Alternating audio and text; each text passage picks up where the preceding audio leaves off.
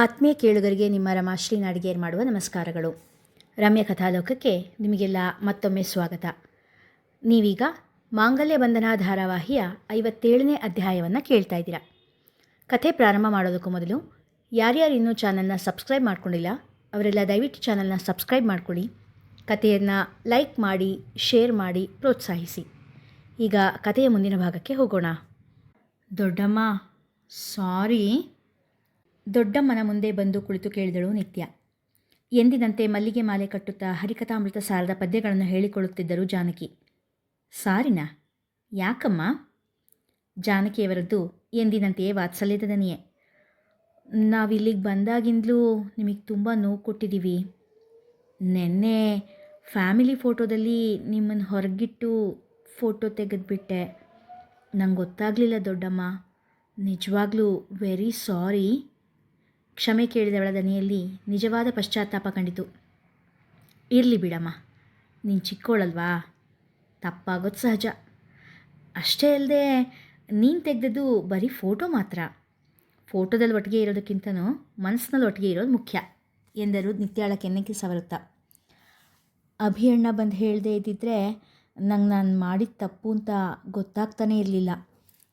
ಅಣ್ಣಂಗೆ ನಿಮ್ಮ ಮೇಲೆ ಎಷ್ಟೊಂದು ಗೌರವ. ಅವನು ನಿಧಾನವಾಗಿ ನನ್ನನ್ನು ಕೂರಿಸ್ಕೊಂಡು ನಾನು ಮಾಡ್ತಾ ಇರೋದು ಎಷ್ಟು ದೊಡ್ಡ ತಪ್ಪು ಅಂತ ನಂಗೆ ಅರ್ಥ ಆಗೋ ಹಾಗೆ ಹೇಳ್ದ. ರಿಯಲಿ ಸಾರಿ ದೊಡ್ಡಮ್ಮ ಎಂದಳು ಕಣ್ಣಿನಲ್ಲಿ ನೀರು ತುಂಬಿಕೊಳ್ಳುತ್ತಾ. ಮಹಡಿ ಮೆಟ್ಟಿಲಿನ ಬಳಿ ನಿಂತಿದ್ದ ಅಭಿಯನ್ನು ವಾತ್ಸಲ್ಯದಿಂದ ನೋಡಿದರು ಜಾನಕಿ. ಅಭಿ ಎನ್ನುತ್ತಾ ಅವನನ್ನು ಬಳಿಗೆ ಕರೆದರು ಜಾನಕಿ.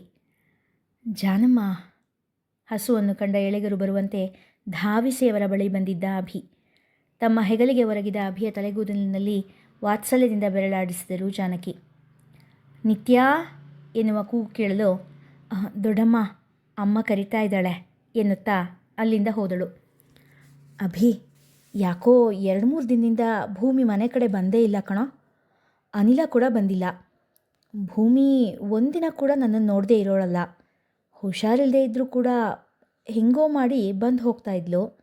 ಈಗ ಯಾಕೆ ಬಂದಿಲ್ವೋ ಗೊತ್ತಾಗ್ತಾ ಇಲ್ಲ. ಒಂಚೂರು ವಿಚಾರಿಸ್ತೀಯ ಮಗನೇ ಎಂದರು ಕಳವಳದಿಂದ. ವಿಚಾರಿಸ್ತೀನಿ ಜಾನಮ್ಮ. ಎಲ್ಲಿ ಏನು ತಲೆ ಹರಟೆ ಮಾಡಿಕೊಂಡು ಯಾರ ಜೊತೆ ಜಗಳ ಆಡ್ಕೊಂಡಿದ್ದಾಳೋ ಏನೋ ನಿಮ್ಮ ಸೊಸೆ. ನೀವು ಟೆನ್ಷನ್ ಮಾಡ್ಕೊಳ್ಬೇಡಿ.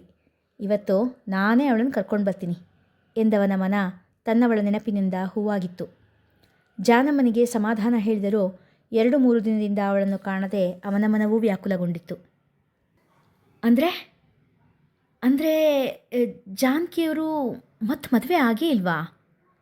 ಅಜಯ್ ಕೂಡ ಅಚ್ಚರಿಯಿಂದ ಕೇಳಿದ. ಜಾನಕಿ ಅತ್ತೆಯವ್ರ ಮದುವೆ ಮಾತು ಒಂದು ಸರಿ ಬಂದಿದ್ದು ನಿಜ ಅಂತೆ. ಆ ಮಾತು ಕೇಳಿನೇ ಜಾನಕಿ ಅತ್ತೆಯವರ ಅಮ್ಮ ಹೃದಯಾಘಾತದಿಂದ ಜೀವ ಬಿಟ್ಬಿಟ್ರಂತೆ. ಮತ್ತು ಮಾವಯ್ಯನವ್ರ ತಮ್ಮ ಸನ್ಯಾಸಿ ಆಗ್ತೀನಿ ಅಂತ ಹೇಳಿ ಊರೇ ಬಿಟ್ಟು ಹೋದ್ರಂತೆ. ಅಯ್ಯೋ ಅಯ್ಯೋ ಭಾರ್ಗವ, ನನ್ನ ತಪ್ಪು ನಿರ್ಧಾರದಿಂದ ಅವನ ಬಾಳು ಹಾಳಾಗೋಯ್ತಾ ಎಂದು ಅಳತೊಡಗಿದರು ಕೋದಂಡರಾಮ. ಸನ್ಯಾಸಿ ಆಗ್ತೀನಿ ಅಂತ ಹೋದವರು ಒಂದು ಮಠ ಸೇರಿಕೊಂಡಿದ್ರಂತೆ. ಆದರೆ ಆ ಮಠದವರು ನಿಮಗೆ ಲೌಕಿಕ ಆಸೆ ಹರಿದಿಲ್ಲ ಅಂತ ಹೇಳಿ ಸನ್ಯಾಸತ್ವ ಕೊಡಲಿಲ್ವಂತೆ. ಸ್ವಲ್ಪ ವರ್ಷ ಕಳೆದ ಮೇಲೆ ಅವರು ಮದುವೆ ಆಗಿದ್ದಾರೆ. ಆದರೆ ತಮ್ಮ ತಾಯಿ ತಂದೆ ಬಳಿಗೆ ಬರದೆ ತಮ್ಮದೇ ಸಂಸಾರ ಕಟ್ಕೊಂಡು ದೂರ ಉಳಿದಿದ್ರಂತೆ. ಈಗ ಮೊನ್ನೆ ಅಷ್ಟೇ ಊರಿಗೆ ಬಂದಿದ್ದಾರಂತೆ. ಛೇ ಅಲ್ಲಿಗೆ ಇಬ್ಬಿಬ್ಬರು ಗಂಡು ಮಕ್ಕಳಿದ್ದು ನನ್ನ ಅಪ್ಪ ಅಮ್ಮ ಅನಾಥರಾಗಿ ಬಾಳಿದ್ರಾ? ಕೋದಂಡನ ದುಃಖ ಇನ್ನೂ ಹೆಚ್ಚಾಗಿತ್ತು. ಗಂಡು ಮಕ್ಕಳಿಗಿಂತ ಹೆಚ್ಚುದಿಟ್ಟವಾಗಿ ಅವರಿಗೆ ಆಸರೆಯಾಗಿ ನಿಂತಿದ್ದು ನಿಮ್ಮ ಪತ್ನಿ ಜಾನಕಿ, ತುಸು ವ್ಯಂಗ್ಯ ಬೆರೆಸಿಯೇ ಹೇಳಿದಳು ಚಾರು. ಇಷ್ಟೆಲ್ಲ ವಿಷಯ ತಿಳಿದ ಮೇಲಾದರೂ ನಾವು ಭಾರತಕ್ಕೆ ಹೋಗೋದು ಸರಿ ಅನ್ನಿಸ್ತಾ ಇಲ್ವಾ ನಿಮಗೆ? ಅಜಯ್ನನ್ನು ಕೇಳಿದಳು ಚಾರು. ಇಲ್ಲ, ಸಾಧ್ಯನೇ ಇಲ್ಲ.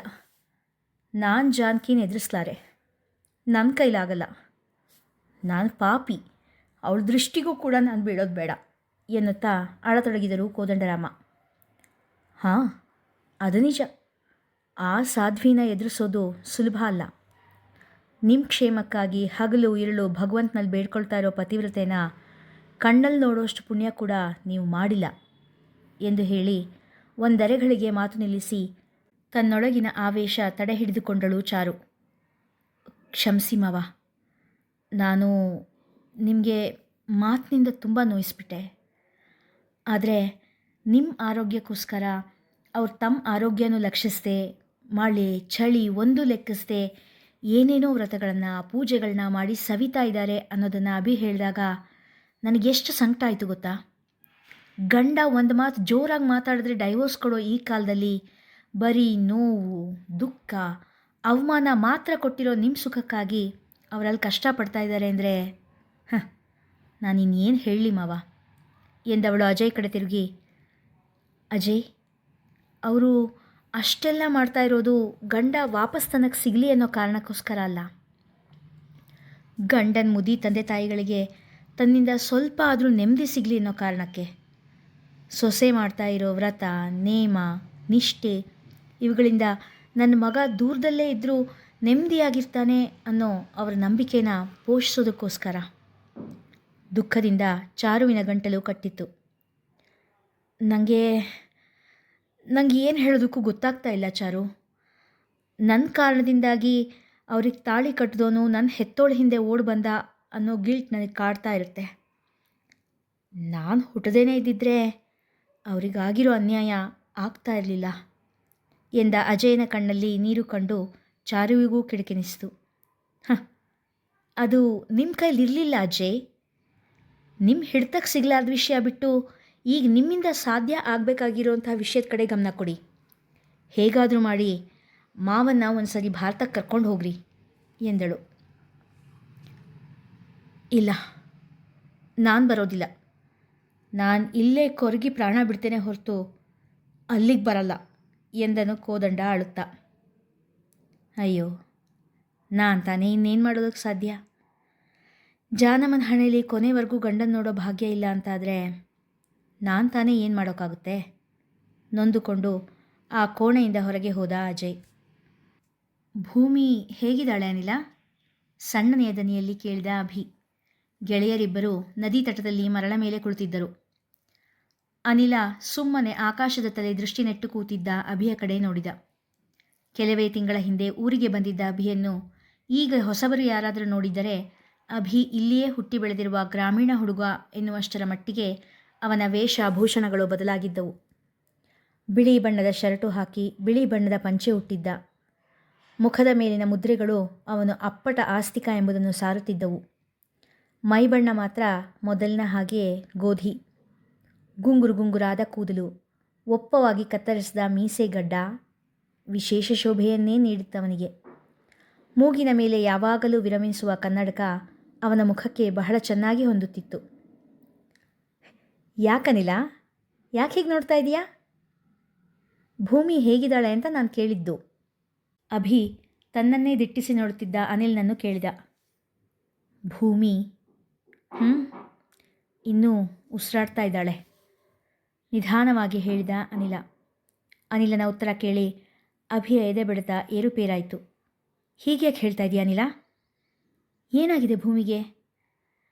3-4 ದಿನದಿಂದ ಅಜ್ಜಿ ಮನೆಗೆ ಕೂಡ ಬಂದಿಲ್ಲ. ನಾನು ಕೂಡ ನನ್ನದೇ ಚಿಂತೆಯಲ್ಲಿ ಮುಳುಗ್ಬಿಟ್ಟಿದ್ದೆ. ಅವನ ದನಿಯಲ್ಲಿದ್ದ ಉದ್ವೇಗ ಕಂಡು ಅಭಿಗೆ, ಛೇ, ಇವನು ಕೋದಂಡದ ಮನ ಯಾಕಾದ? ಬೇರೆ ಯಾರಾದರೂ ಆಗಿದ್ದರೆ ಅಪ್ಪ ಹಿಂದೆ ಮುಂದೆ ಯೋಚನೆ ಮಾಡದೆ ಕಣ್ಣು ಮುಚ್ಚಿದ ಭೂಮಿನ ಧಾರೆ ಏರ್ಕೊಟ್ಬಿಡ್ತಿದ್ರು ಎಂದು ಯೋಚಿಸಿದ. ಮತ್ತೆ ಆಲೋಚನೆಯಲ್ಲಿ ಮುಳುಗಿದ ಅನಿಲ್ನ ಎರಡೂ ಭುಜ ಹಿಡಿದು ಅಲ್ಲಾಡಿಸಿದ ಅಭಿ. ಏನಾಯ್ತನಿಲ್ಲ? ಯಾಕೇನು ಮಾತಾಡ್ತಾನೆ ಇಲ್ಲ ನೀನು? ನನಗೆ ಈಗಲೇ ಭೂಮಿ ನೋಡಬೇಕು ಅನ್ನಿಸ್ತಿದೆ.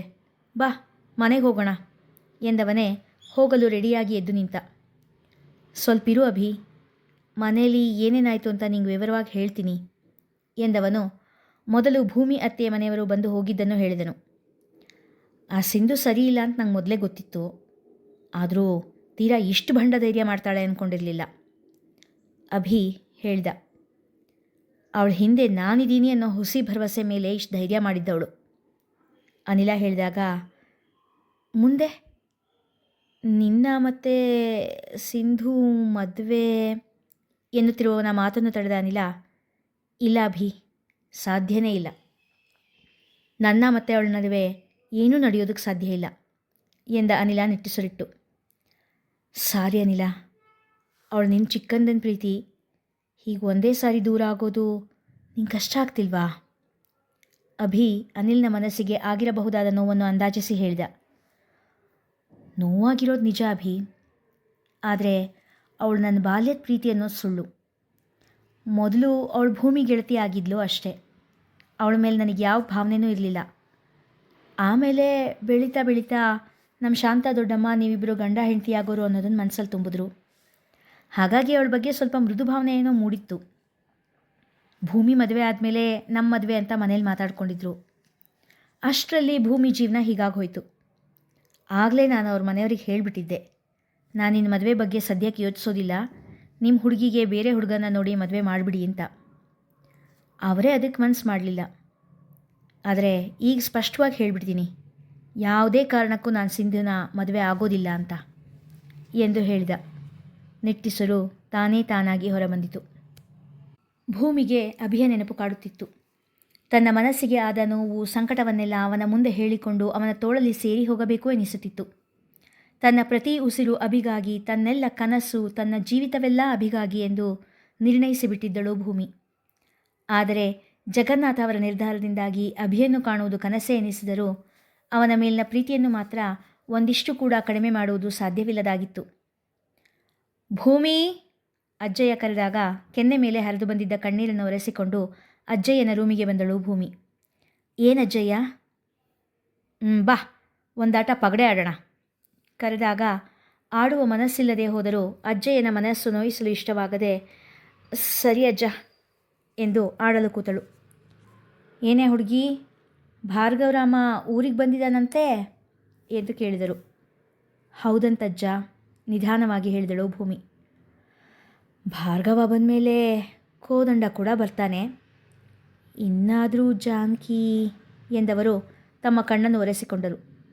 ಅಲ್ಲಿಯವರೆಗೂ ಭೂಮಿಯನ್ನು ಅಷ್ಟಾಗಿ ಗಮನಿಸಿದವರು ಆಗ ಗಮನವಿಟ್ಟು ನೋಡಿ, ಇದೇನು ಭೂಮಿ ಹೀಗಿದೆಯಾ? ತಲೆ ಬಾಚಿಲ್ಲ, ಹಣೆಗಿಟ್ಟಿಲ್ಲ. ಹೆಣ್ಮಕ್ಳು ಹೀಗೆಲ್ಲ ಇರಬಾರ್ದು. ಹೋಗು, ಮೊದಲು ತಲೆ ಬಾಚಿ ಮುಖ ತೊಳ್ಕೊಂಡು ಹಣೆಗಿಟ್ಕೋ ಎಂದರು. ರೋಹಿತ್ ತೀರಿ ಹೋದಾಗಿನಿಂದ ಭೂಮಿ ಅಲಂಕಾರ ಮಾಡಿಕೊಂಡರೆ ಬೈಯುತ್ತಿದ್ದ ಅಜ್ಜಯ್ಯ ಹೀಗೆ ಹೇಳಿದಾಗ ಅಚ್ಚರಿಯಿಂದ ಅವರ ಕಡೆ ನೋಡಿದಳು ಭೂಮಿ.